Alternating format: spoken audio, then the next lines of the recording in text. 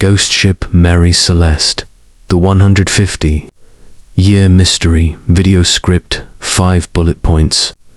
Welcome back to Echoes from Tomorrow, where forgotten whispers, vanished truths, and unexplained mysteries resurface one story at a time.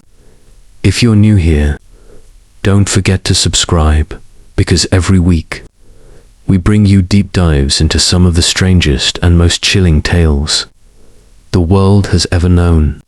And tonight, we set sail. Picture this: the open Atlantic, December 1872. A British ship, Dei Gratia, spots a brig drifting with no clear heading. As they draw closer, they recognize the name on the hull, Mary Celeste. A ghostly calm surrounds her. Her sails flap in the wind. And when they board her, they find no one, no captain, no crew, no family. The ship is perfectly intact, cargo undisturbed, food half prepared, the cabin eerily neat. It's as if everyone had simply vanished into the sea air, and yet there's no sign of distress, no struggle, no storm, just absence. Over the last 150 years, the Mary Celeste has become one of the greatest maritime mysteries of all time.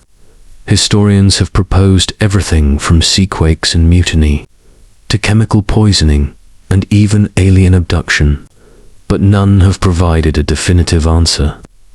Was it bad luck, a curse, or something far more unimaginable?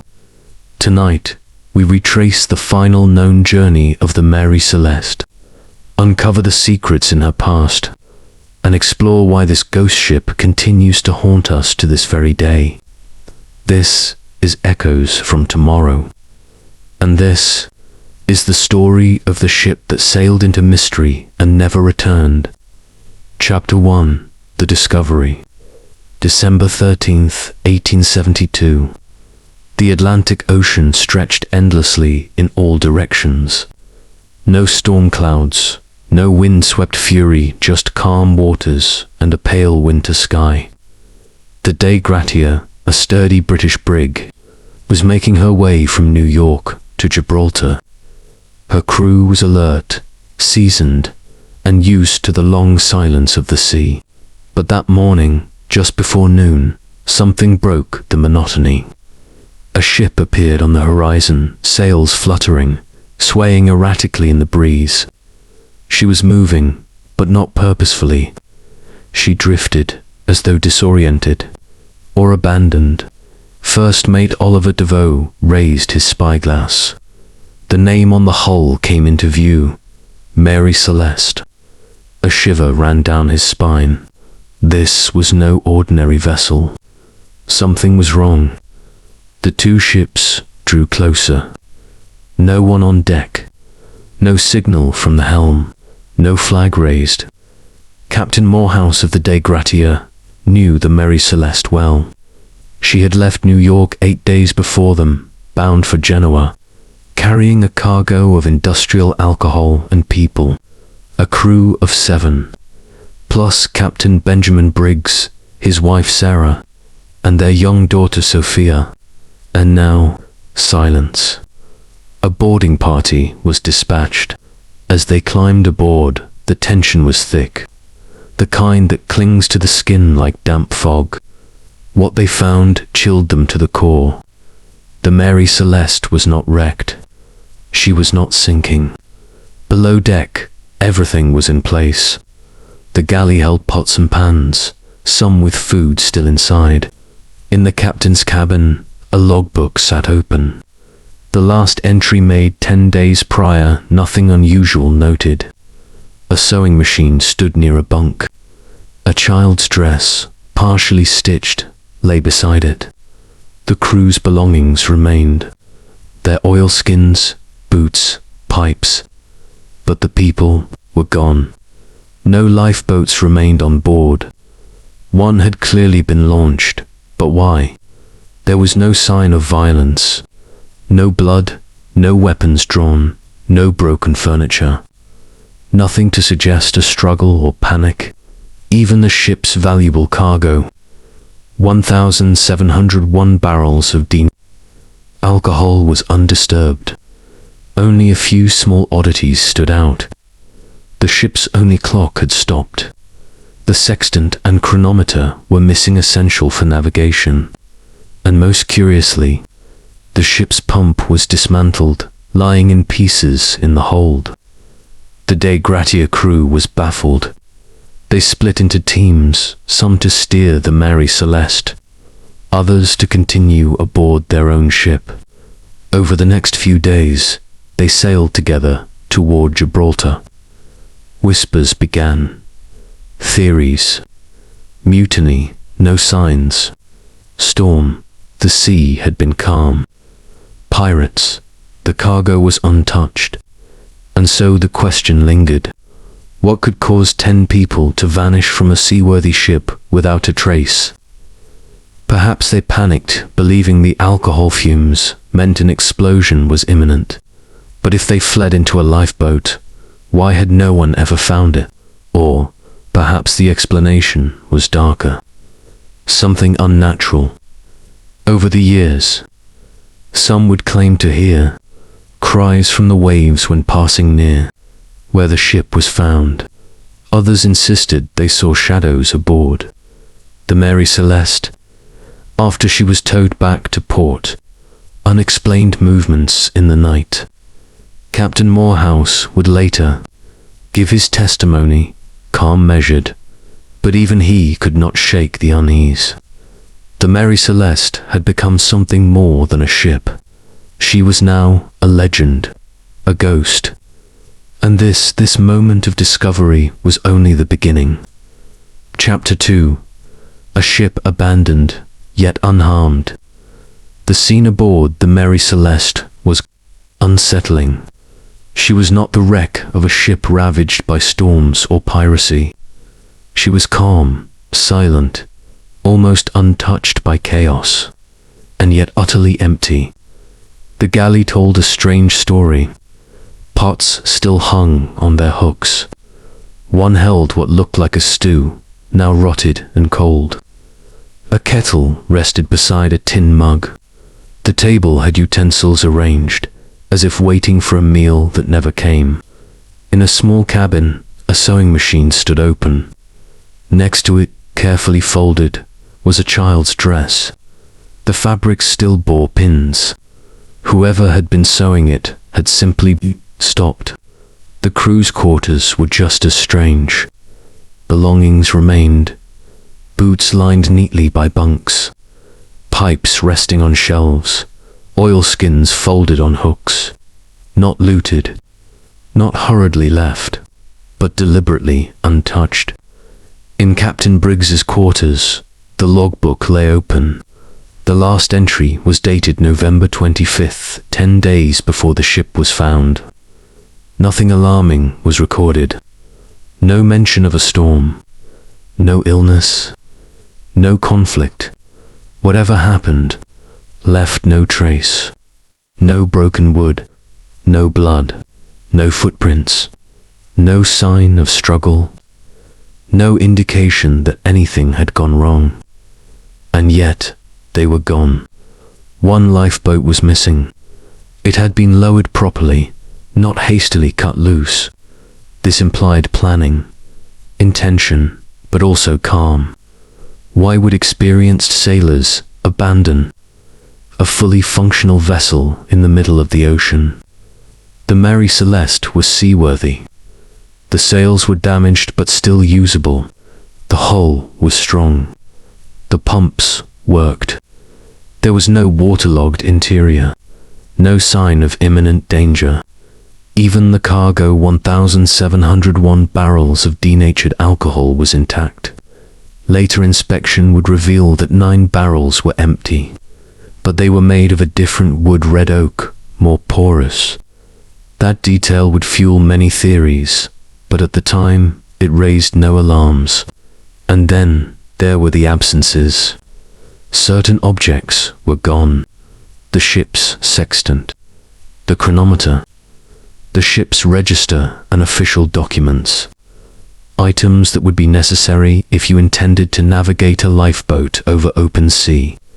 It was as if they had intended to return or survive. But the Atlantic had offered no answers. No sign of them. No debris. No lifeboat drifting on the waves. Nothing. The crew of the Dei Gratia searched as best they could while managing both vessels. But the days passed in eerie silence. Captain Morehouse, who knew Briggs personally, was especially disturbed. He could not imagine his friend abandoning his ship unless it was absolutely necessary. And yet, here they were, aboard a ghost ship, haunted not by spirits, but by the absence of life. Back in Gibraltar, when the Mary Celeste was finally brought to port, the salvage hearings began. The court wanted answers. So did the world, but none came. Examiners confirmed what the crew had already witnessed. The ship had not suffered damage. There was no explosion, no foul play, no structural failure. Everything was intact.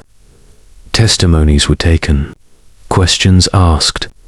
Did the alcohol fumes create a panic? Could a sudden seaquake have frightened the crew? Or was there something more sinister? One theory suggested that the porous barrels might have leaked fumes into the lower decks. Perhaps Captain Briggs, fearing an explosion, ordered a temporary evacuation to the lifeboat until the air cleared. But something may have gone wrong. Strong winds, a broken tow rope, separation. Still, many found this explanation lacking. Why take the women and child if it were only temporary?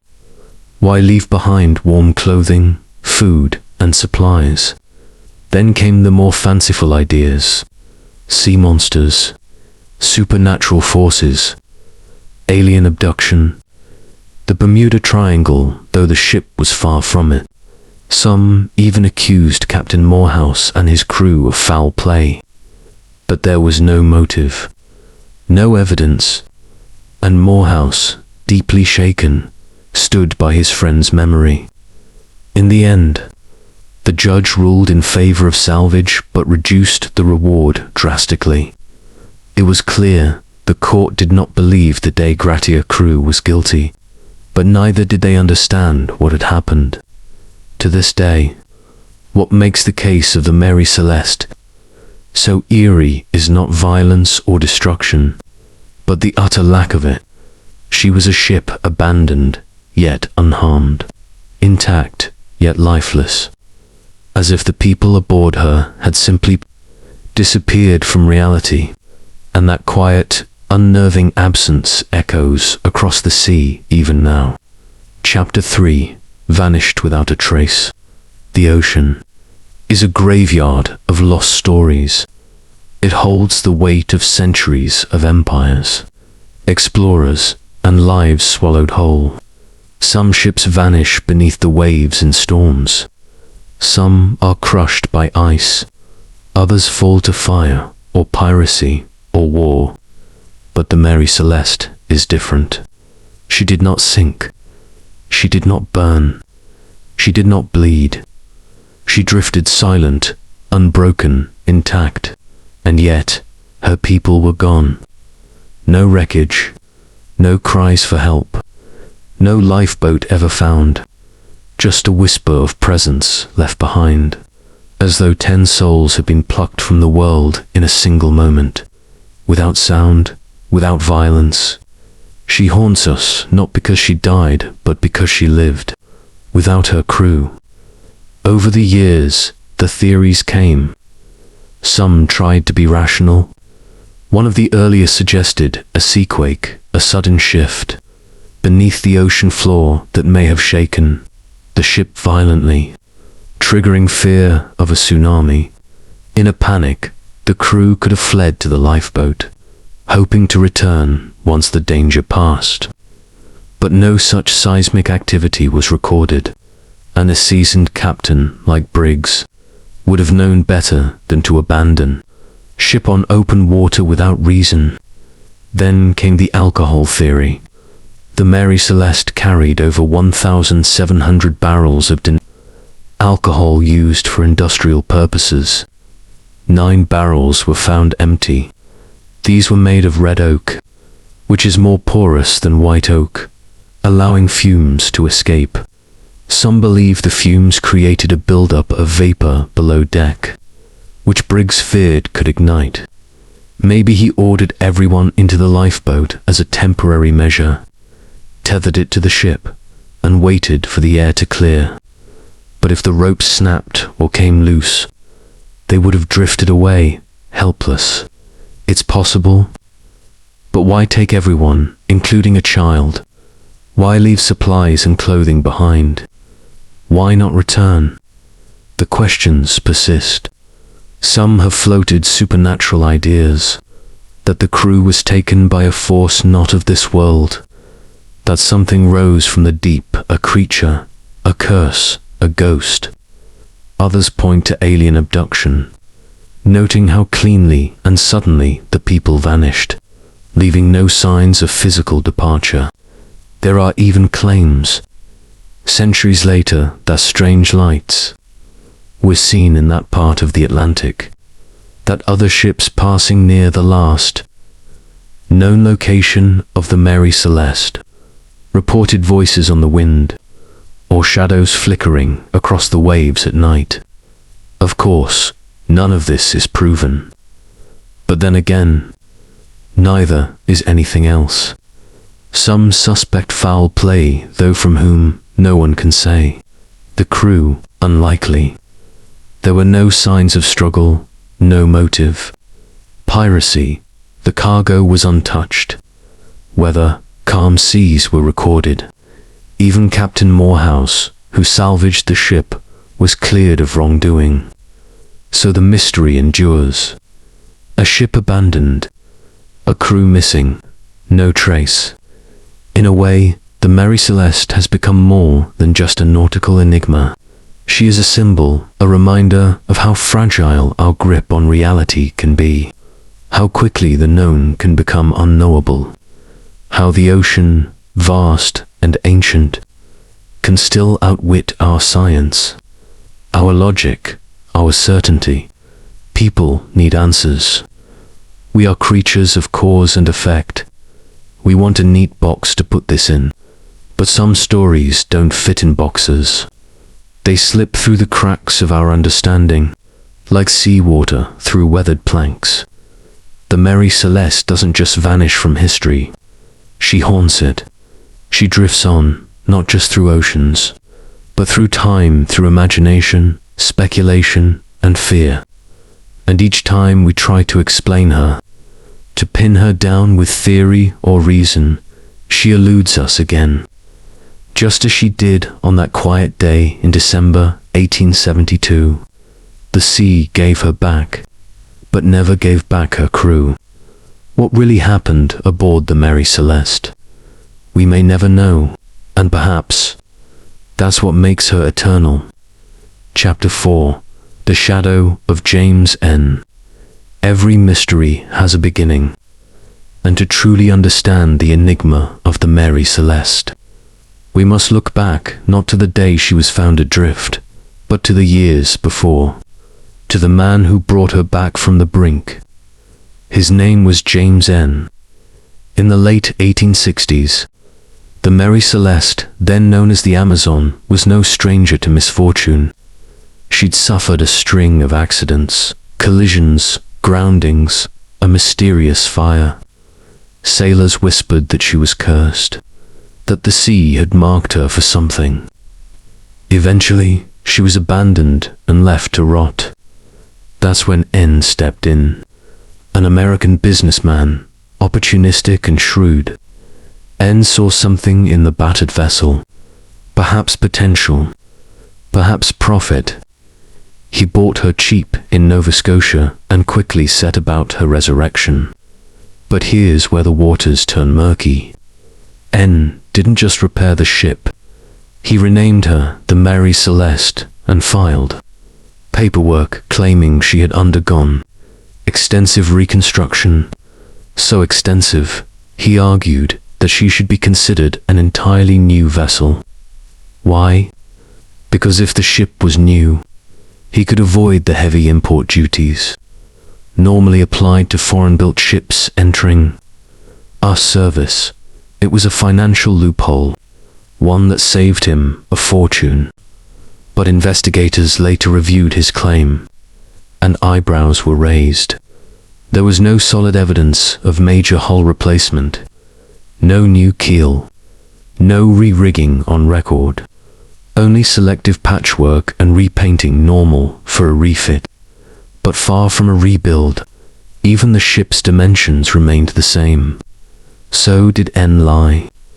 Many believe he did, that he committed fraud, not the kind that leaves blood on the deck, but a quieter, paper-bound deception, a scheme of signatures and stamps. But others think it goes deeper. That N wasn't just dodging taxes. He was burying a history. Consider this, a ship with a record of strange mishaps, a string of captains who left after only one voyage, a fire that broke out in her hold for no known reason, rumors of sailors refusing to sleep below deck, superstitions whispered in the shipyards of Nova Scotia.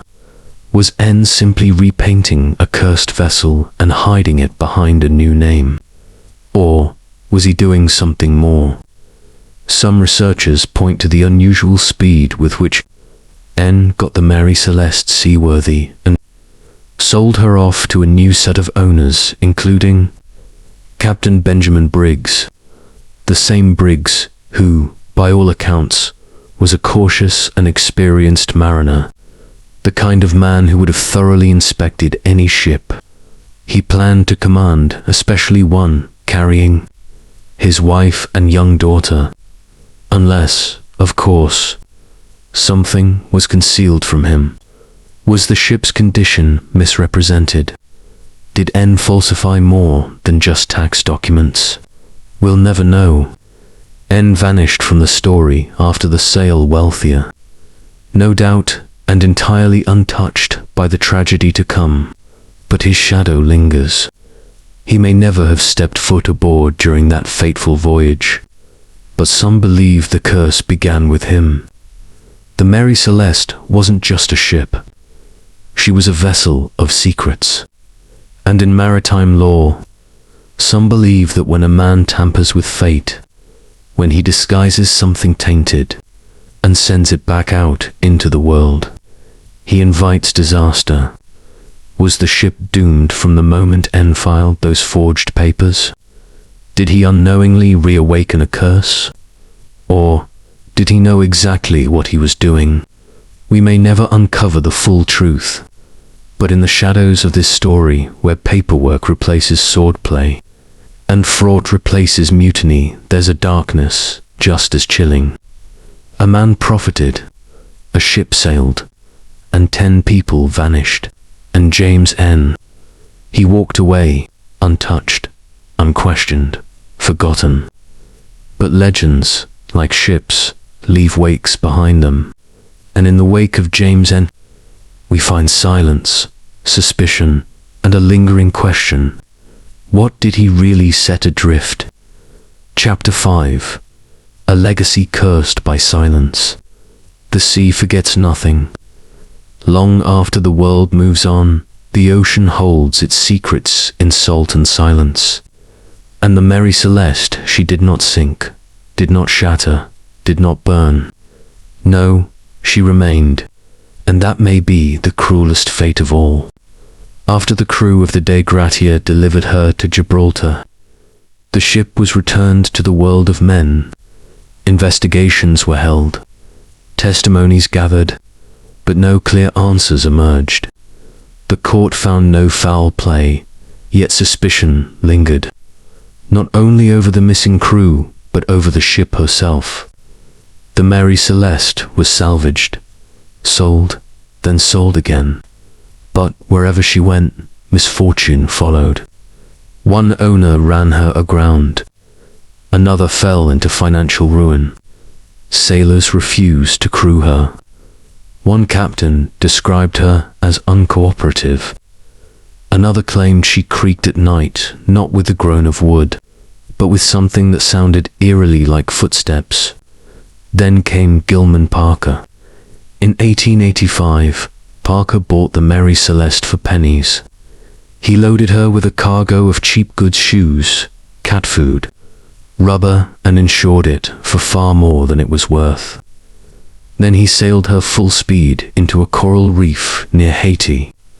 The ship splintered on impact, but Parker's plan failed. Authorities discovered the fraud, and he was arrested. Though released on technicalities, he never recovered. Within a year, Parker was dead. So were his lawyer and the ship's owner. All three died under mysterious circumstances. And the Mary Celeste, she was gone, broken, swallowed by the Caribbean, her final resting place unknown. Some say she was cursed, but not by ghosts or sea gods, by something deeper, by the weight of unanswered questions, by the eyes of a vanished crew, forever watching, by the silence that follows every whispered theory and fruitless expedition. Because no matter how many experts tried, no one ever found a diary, no recovered body, no floating lifeboat, not a single clue that revealed what truly happened aboard that drifting phantom on December 13th, 1872. No sign of mutiny, no trace of piracy, no proof of storm or sabotage, only a well-stocked ship, a missing lifeboat, a clock that had stopped, a pump dismantled, and 10 souls erased. So the world filled in the gaps. Theories multiplied. Some said fumes from the alcohol cargo may have spooked the crew, convincing them to abandon ship temporarily. But that doesn't explain why they never returned. Others believed seaquakes, or rogue waves, or supernatural phenomena drove them to panic. And then came the stranger ideas, time portals, alien abduction, even possession. But none fit. None explained the meticulous condition of the ship, the half-prepared food, the untouched cargo, the captain's journal ending with a mundane observation. The Mary Celeste became legend not because of what happened, but because we still don't know why. Every owner who tried to profit from her paid a price, and perhaps that's what cursed her, not ghosts, but greed. The desire to make money from mystery, to own the unknown. The Mary Celeste refused to be owned. She was not a ship, she was a question. And even now, over 150 years later, she still drifts not through waves, but through the collective mind of humanity, through documentaries, books, podcasts, whispers on stormy nights. A spectre with white sails and no crew. You see, ships usually vanish without a trace, but the Mary Celeste, she left behind too much, and yet not enough, just enough to haunt, to tempt, to call us back again and again, asking, what happened out there? Maybe we'll never know. Maybe that's the point. Some stories are never meant to end. Some ships are never meant to rest. And some names, like Mary Celeste, are carved not in wood or stone, but in shadow. If this story sent a chill down your spine, if it made you question what lies beyond the horizon, then you're one of us now. Subscribe to Echoes from Tomorrow for more tales like this, true mysteries, chilling legends, and the strange corners of history that refuse to be forgotten. Leave a comment below. Which theory about the Mary Celeste do you believe? Fumes, mutiny, something else entirely? And don't forget to like, share, and turn on notifications so you never miss what echoes from the past or the future. Because here at Echoes from Tomorrow, The unknown isn't just a story. It's a calling.